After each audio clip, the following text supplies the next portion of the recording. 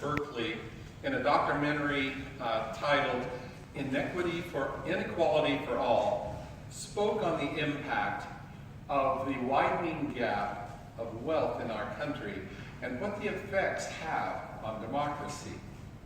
The film explains in layperson's language the correlations between the Great Crash of 1929 and the Great Recession of 2008, the effects of social behavior, and the eventual realignment of the balance through social change.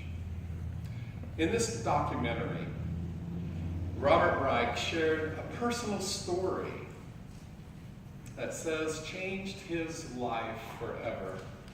And he shared, as a young boy, he was very short, and all of the bigger kids liked to beat up on him. So one day, Robert realized that if he could make alliances with older, bigger boys to protect him, then he'd no longer get beaten up. Or at least not as often. This worked very well. And then came the summer when he was 10 years old, and one of his older protectors had gone off to Mississippi to help sign up African Americans to vote. This friend was one of the 3 persons who were kidnapped, tortured, and killed in the summer of 1964.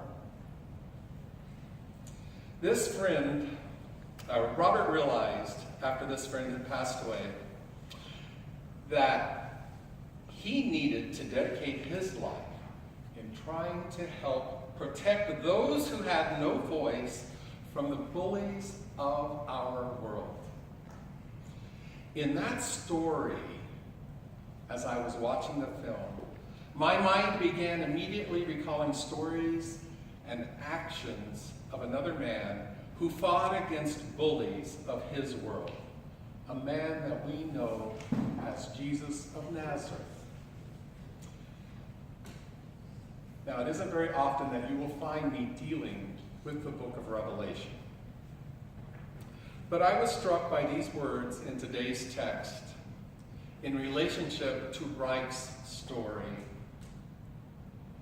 Then one of the elders asked me, "Those in white robes, who are they, and where did they come from?" And he said, "These are the ones who have come out of the great tribulation." We come to this table this morning because of a man who went through great tribulation, fighting against the bullies of his day, and was executed as a traitor. This morning, we remember Jesus and his call to help build and to reshape the kingdom of God here on earth through our bread and wine. And as we remember those people who have gone before us by lighting the candles and saying their names. Remembering those heroes, really, who we not only looked up to, but have received those foundational instructions in which we have built our lives upon. We call them saints, not because they were perfect. I'm sure you can remember a lot of faults with the names that you've mentioned.